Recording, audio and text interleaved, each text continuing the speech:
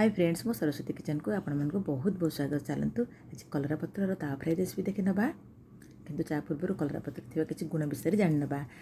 कलरा भली कलरा पत्र रे बहुत औषध गुण भरपूर भाव रही। डायबिटीज को से रामबाण परी काम करिथाए आउ ब्लड शुगर को भी कंट्रोल करिथाए।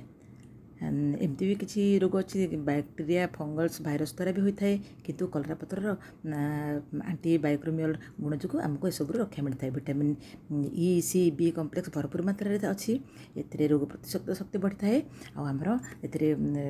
आमर कैंसर मलेरिया आउ हाई ब्लड प्रेशर पर भी बहुत बढ़िया काम करें। चलतु बहुत औषध गुण विषय जानिले आम तावा फ्राई रेसिपी करवा बहुत टेस्ट लगे।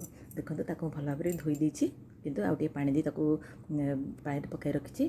देखो 4 चामच चाउल को भी मुझे अधघंटा आगु बतरी देछि। से मुझे 8-10 कोल रसुण 3टी कंचा लंका जीरा 1 चामच एमती दे देछि। ताको भल भाव में बाटी तार गोटे बेटर प्रस्तुत करवा। 3टी पियाज को भी काटी देछि जहाँ को आम से फ्राए एड करवा। देखो ताको बाटिकी रेडी कर देले। आउ कलरा पत्र को भी धोई ताको छोट छोट आकार काटी देछि। वर्तमान ए बेटर को से मिसई देवा।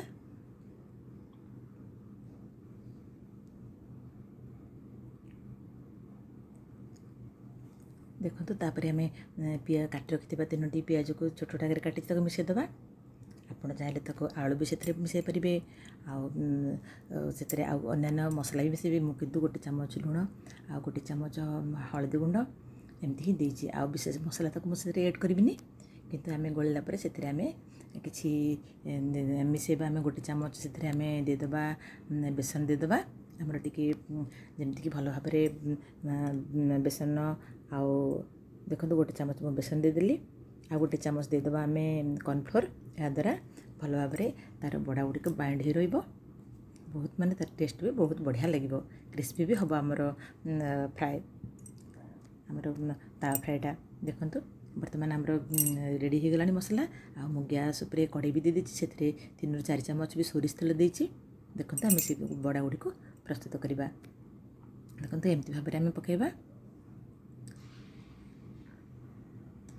आम बेसी मोटा कि बेसी पतला करवानी। लो मीडियम फ्लेम रे ही आम रखा गैस को। देखो एमती भाव में 5टी भड़ा देदेली। देखो ताको किसी समय पर टिके ताको उल्टाई देबा।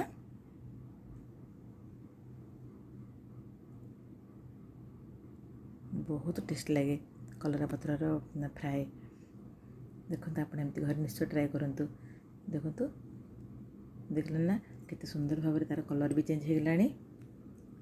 एमती भाव आम ये बरा गुड़ी को उल्टाई देबा आ ताको साइड करदेबा। आम बड़का थी बेटर भी आम आउ सब बड़ा प्रस्तुत करदेबा।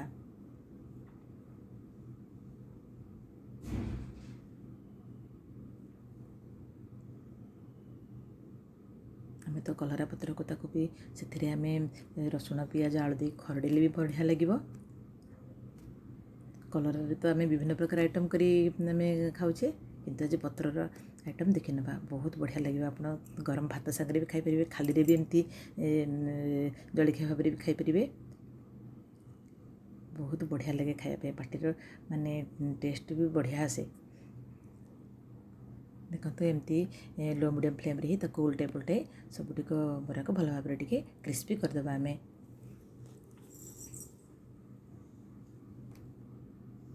टे प्रेस कर देउथबा जमती कि भितर केमती किसी कंचा अंश भी न रही। देखले ना एमती धीरे धीरे धीरे धीरे उल्टे देबा। आम से आउ 2 चामच सोरिष तेल ताको ऐड करवा।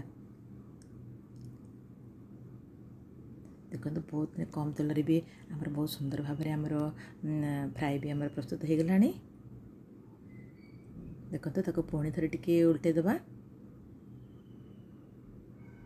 आम ताको भल भाव में टिके क्रिस्पी करदेबा।